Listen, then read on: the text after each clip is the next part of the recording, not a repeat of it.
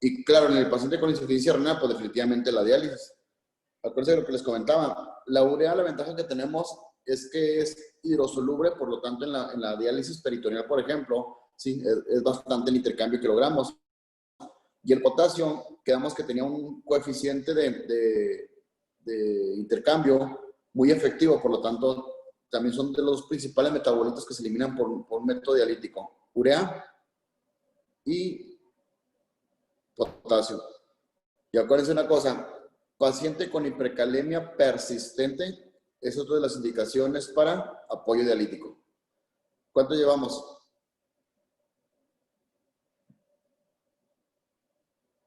¿Cuántas indicaciones llevamos? ¿Cuáles son? Hipervolemia. La principal, ¿cuál otra?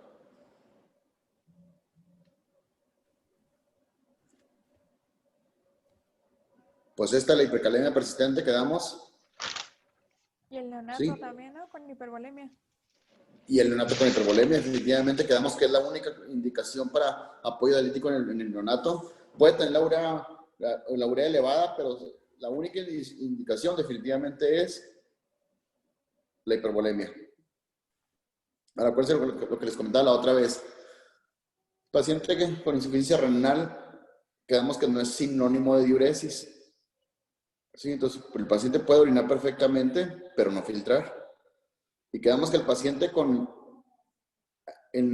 anuria tiene una mortalidad más del 30% en comparación del paciente que orina. Por eso siempre debemos de cuidar al máximo lo que es la orina residual, la función renal residual, perdón. ¿Sí? Bueno, ya vimos electrolitos, sigue el calcio, que eso lo vamos a ver en otro aparte. ¿Por qué? Porque no lo junté con el sodio y potasio, porque el calcio tiene otra importancia. ¿Cuál es el metabolismo normal del calcio? ¿Dónde se obtiene? Etcétera, etcétera. Dependiente de qué es.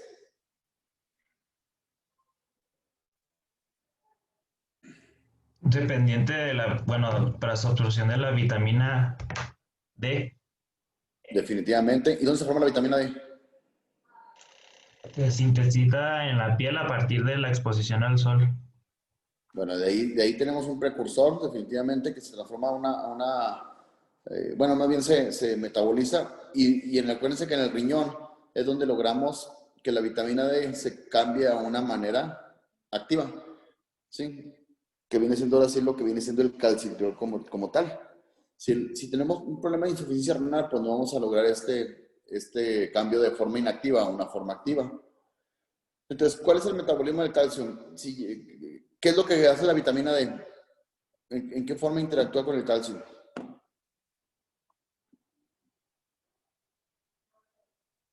¿Qué hace? Para que se queden los huesos, se me olvidó la palabra, pero Bueno, esa ayuda es a la su absorción. función. Definitivamente ayuda a la absorción en óseo, ¿sí? ¿Qué otra cosa hace? ¿De dónde se obtiene el calcio? De la alimentación. Definitivamente, por lo tanto, ¿sí? La vitamina D ayuda a mejorar la absorción de calcio a nivel intestinal y también ayuda a la absorción del calcio una vez que se filtra por el riñón, a la reabsorción. Por lo tanto, en el paciente con insuficiencia renal, ¿qué va a pasar con el calcio? Pues se va a excretar la mayoría. Sí, pero aparte de eso, acuérdense que si no tengo vitamina D en forma activa, pues no se va a absorber en el intestino. Por lo tanto, son pacientes que van a tener con hipocalcemias más o menos severas. Ahora, ¿qué relación tiene el calcio con el fósforo? Van de la mano, usualmente en la absorción y en la excreción. Sí, pero acuérdense que tienen una relación inversamente proporcional. Entre más calcio tengo, menos fósforo y viceversa. ¿Sí? Sin embargo, son dos electrolitos que están relacionados principalmente con la reabsorción ósea. Y aparte de eso, acuérdense que me ayuda a dar la maleabilidad, que es la matriz osteoide, ¿sí? Que tiene mucha cantidad de fósforo, pero aparte la dureza del hueso, que viene siendo el calcio. Entonces, si en estos pacientes tengo aumentado el fósforo y disminuir el calcio, ¿qué va a pasar con los huesos? Principalmente con los huesos largos. Pues van a ser más frágiles y más delgados. Definitivamente, no al grado de llegar a tener fracturas patológicas, pero sí a tener por ejemplo, en los huesos largos hay una deformidad. Sí, efectivamente. Entonces, a este síndrome se le llama síndrome de osteodistrofia renal. ¿Y de qué es la característica del síndrome? Insuficiencia renal, hipocalcemia, hiperfosfatemia. ¿Y me faltaría una? ¿Qué va a pasar qué hormona me ayuda a regular el calcio? La PTH. La paratormona. Entonces, ¿qué va a pasar con esta paratormona? ¿Cómo va a estar? Aumentada, ¿no? En esos tiempos. Muy elevada, sí. O sea, la paratormona normal es por debajo de 100, 50, 50 y tantos. Y son pacientes que le llegan a tener hasta el 1200, 2000 de paratormona.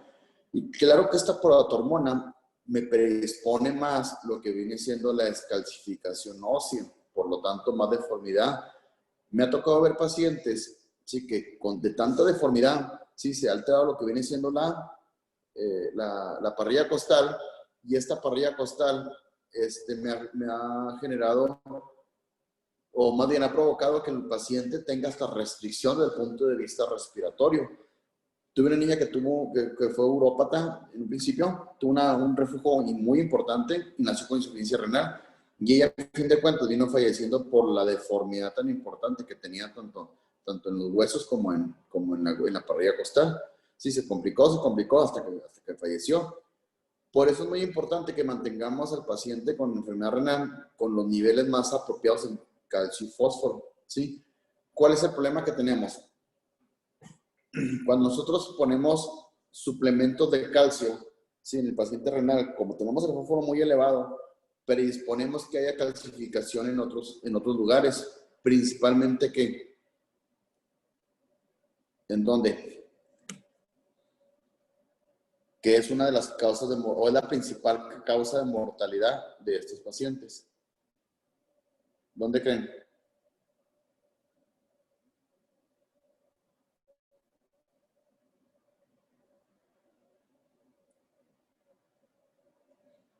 O sea, calcificación que no sea en otro lado que no sean los huesos. Los huevos, ¿no? También se calcifican los huevos. Los ¿Por qué huesos. dijiste? Ah, ok. Sí. Pues en los Sí, pulmones. más que los pulmones, enseguida. ¿Neural? En las Enseguida los válvulas. pulmones. ¿El ¿Dónde? corazón? En el Válvulas del corazón, ¿no? Y más que las válvulas, en la vasculatura cardíaca. Por eso es que estos pacientes, sí, la principal causa de muerte es por complicaciones cardiovasculares. Son pacientes que se infartan, ¿sí? Por eso es que no podemos dar tampoco suplementos de calcio para mejorar el calcio. ¿Por qué? Porque esto genera que se calcifiquen principalmente las coronarias y es la principal complicación. Se dice que el paciente con un síndrome de osteodistrofia renal, sí, descompensado, también la mortalidad es más del 30% en comparación con el paciente que está compensado. Entonces, si no le puedo dar calcio, porque yo mismo predispongo que se calcifique, ¿qué le voy a dar? ¿Qué le doy al paciente? Para mejorar el calcio ¿Vitamina sérico. ¿Vitamina qué? D. D. Exacto. Definitivamente. Definitivamente. Entonces, estos pacientes para tratar de mejorar, en lugar de darle eso, pues les damos vitamina D, ¿sí? Y es lo que nos ayuda a mejorar lo que viene siendo pues hasta cierto punto la absorción de calcio.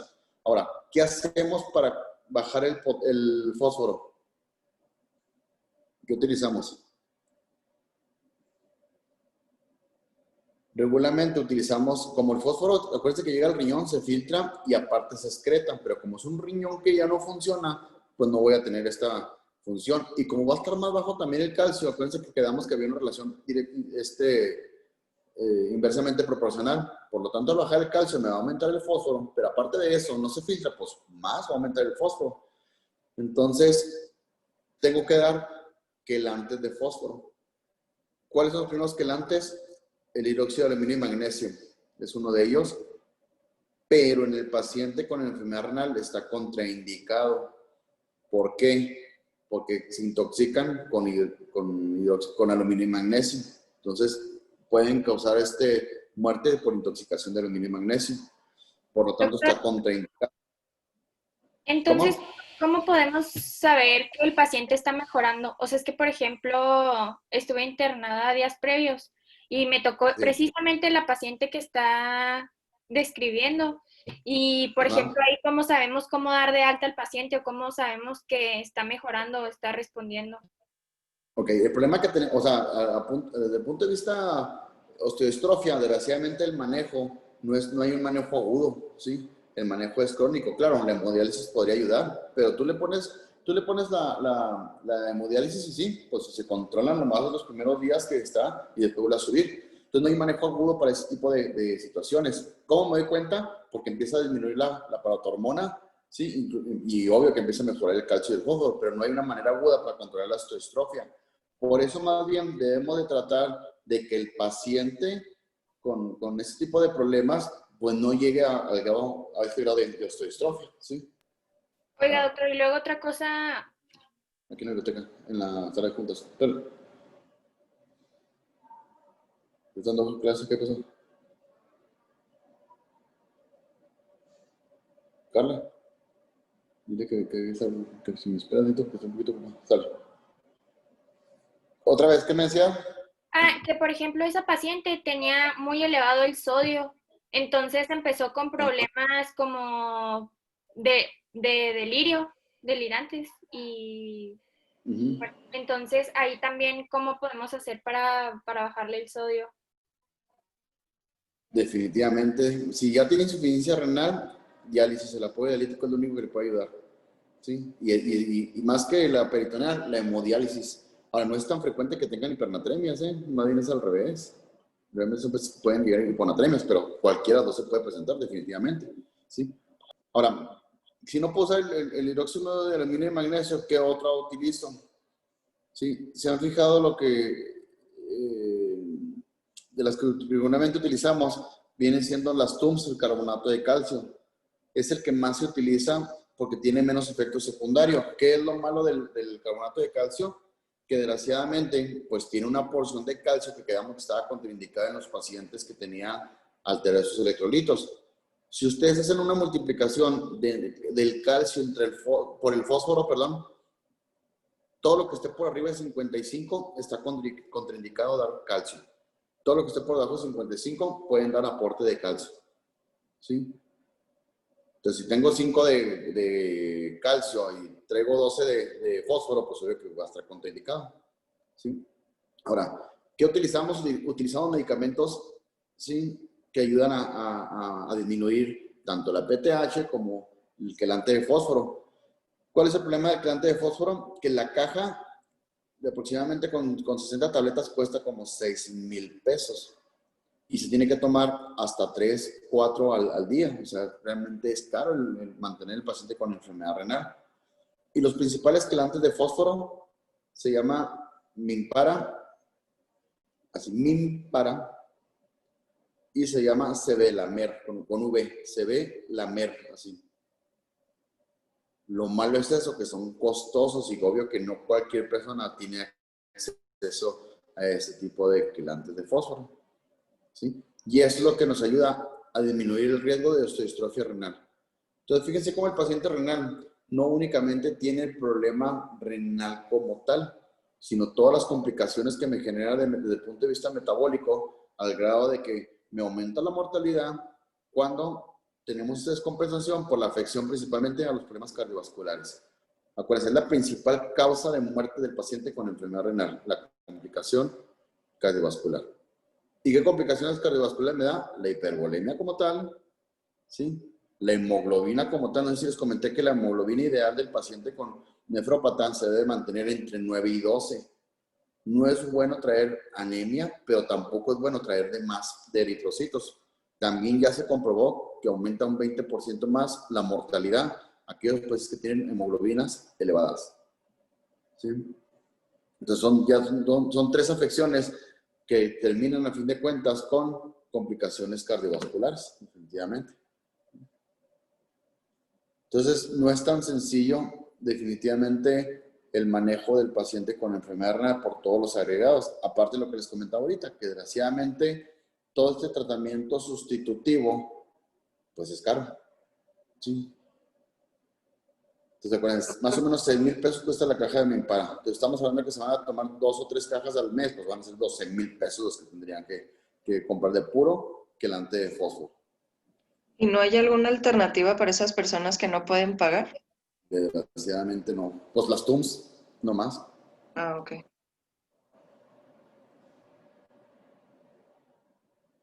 Nada más.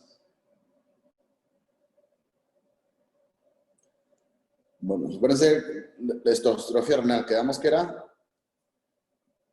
¿Qué es lo que la conforma, la hipertrofia? Pues la insuficiencia Hipocalcemia. renal, hiperfosfatemia, hipocalcemia y una elevación del PTH. De PTH. Estos son los 4 componentes del paciente con osteostrofia renal. Y aquí ya vienen los demás síntomas, lo que viene siendo las calcificaciones en otros lados, ¿sí? Y la deformidad ósea que me llega a generar. Bueno, ¿qué sigue? Ácido base. ¿Cuál es la función del ácido base del riñón en el equilibrio ácido-base? ¿Lo regula? El ¿De qué? pH, ¿De ya qué sea manera? eliminando más ácido. Sí, acuérdense que la ventaja que tenemos es que el riñón en todos los aspectos inicialmente tiene una eliminación renal, ¿sí? Pero acuérdense que aquí no es nomás la eliminación, hay algo más importante que la eliminación, sí, que ayuda a regularlo. ¿Cuál es? También la La, absorción. con- O sea, ¿Lo cual? la concentración de bicarbonato. No. es la excreción O sea, y que la más bien- absorción. Acuérdense que más que nada es el intercambio que hay de ácido carbónico por bicarbonato. Entonces, vean que de 2 maneras me regula el riñón, perdiendo hidrogeniones, pero aparte de eso, produciendo modificando lo que viene siendo la producción de bicarbonato. Entonces, me elimina los ácidos, pero aparte de eso, me produce álcalis. Ahora, ¿qué es lo que pasa con estos pacientes cuando tienen insuficiencia renal? Se disminuye esto y son pacientes que empiezan a entrar a una acidosis metabólica persistente. Por lo tanto, es otra indicación de apoyo dialítico. Aquel paciente con insuficiencia renal, ¿sí? Con acidosis metabólica persistente.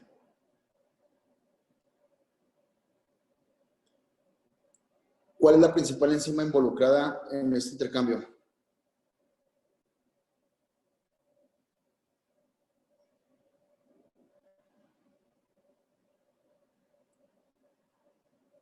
¿Cuál es?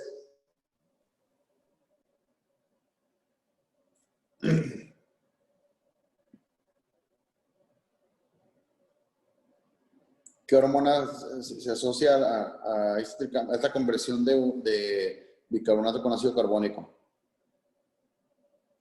¿La anhidrasa carbónica? Definitivamente. Por eso, aquellos medicamentos, ¿sí?, que están relacionados o asociados a anhidrasa carbónica me pueden dar acidosis metabólica secundario a medicamentos, ¿sí? Por eso es muy importante identificarlos.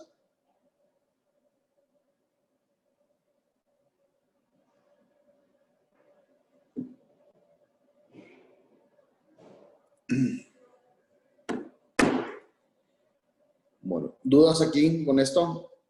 Ya cuando veamos tubulopatía vamos a ver lo que es la acidosis tubular renal y ahí les voy a explicar más o menos en qué consiste y cómo interactúa también en eliminación de ácidos, ¿sí?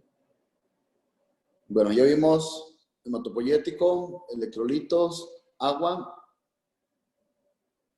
ácido base, calcio y fósforo. ¿Qué nos falta? Nada, ¿verdad? Sí, ya. Bueno, ¿dudas hasta aquí de esto? Doctor, ¿alguien con insuficiencia renal puede tener conservada alguna de estas funciones? De hecho, los tratamientos sustitutivos que les acabo de comentar son precisamente para tratar de mantener al máximo estas funciones. Tú puedes tener una insuficiencia renal crónica, pero mantenerte más o menos con función en 30, 28 de función renal, ¿sí? Y más o menos compensado cuando hay necesidad del apoyo dialítico como tal. Ya cuando se descompensan es cuando ya tenemos que evaluar la posibilidad del apoyo dialítico, que son las indicaciones que hemos visto ahorita, ¿sí? Lo único que nos faltaría ahí, sí, sería el síndrome urémico. Una cosa es tener uremia y otra cosa es tener un síndrome urémico. ¿Cuál sería la diferencia entre uremia y síndrome urémico? Piénsenle, la palabra se lo está diciendo. Pues el síndrome es como tal síndrome nos va a acompañar de más manifestaciones clínicas. O sea, la uremia únicamente me habla de urea elevada en sangre. Pero el síndrome urémico es cuando empiezo a tener síntomas como tal. ¿Y cuáles son los síntomas de uremia? De síndrome urémico, perdón. ¿Cuáles son los síntomas? Insuficiencia renal. No, la insuficiencia renal te produce la uremia. Pero en sí, síntomas en general. ¿Cuáles son los síntomas? Cualquier síntoma, díganme cualquier síntoma. Fatiga, pérdida de Náuseas, vómito. Náuseas, vómito. Cualquier síntoma que me digan ustedes puede estar asociado a uremia. Por ejemplo, yo tuve un niño de 14 años que se dieron cuenta que tenía insuficiencia renal porque fueron y le hicieron una extracción, un tratamiento dental. No me acuerdo si fue extracción o no. El chiste es que se lo hacen un lunes a las 4 de la tarde y para el miércoles en la tarde todavía seguía sangrando. No una hemorragia así que lo fuera a descompensar y que se chocara, pero sí persistente la hemorragia. Entonces, ¿qué fue lo que pasa ahí? Que el dentista le manda, lo primero que pensó, pues bueno, a lo mejor plaquetas o vitamina K, etcétera, etcétera. Y le manda a pedir una biometría hemática y tiempos. Pero la mamá resulta que va a un laboratorio donde hay un paquete en el que incluyen todos los laboratorios por menos precio. Entonces ahí le sacan la química sanguínea y resulta que tenía creatinina de 8. ¿Sí? Entonces nos dimos cuenta que tenía insuficiencia renal, pero secundario a lo que viene siendo, o más bien tenía el sangrado secundario a la uremia tan importante que traía. Entonces él se manifestó por el sangrado que tuvo de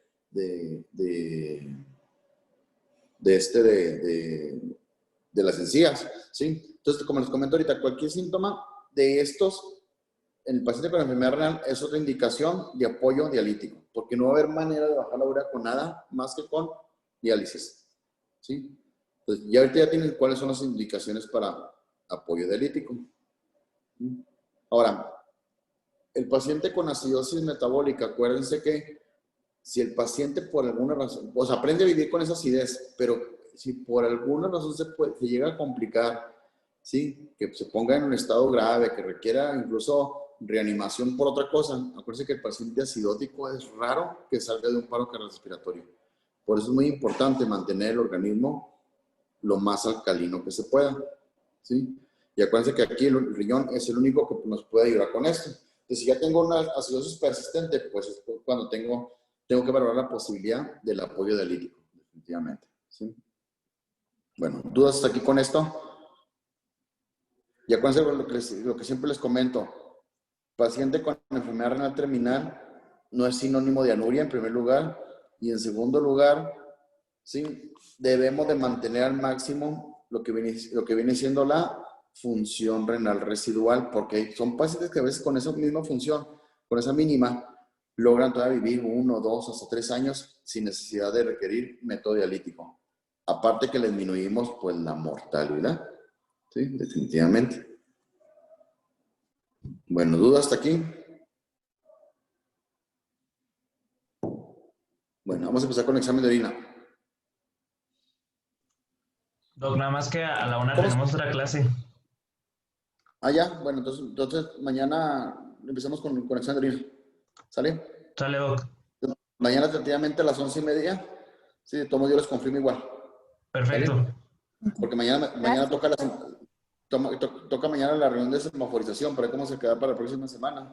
Y a veces me tengo que ir hasta Secretaría de Salud, pero tentativamente 11:30 quedamos. Muy bien. Sale pues. Muy Mañana. bien. Muy bien. Gracias, doctor. Gracias. Gracias.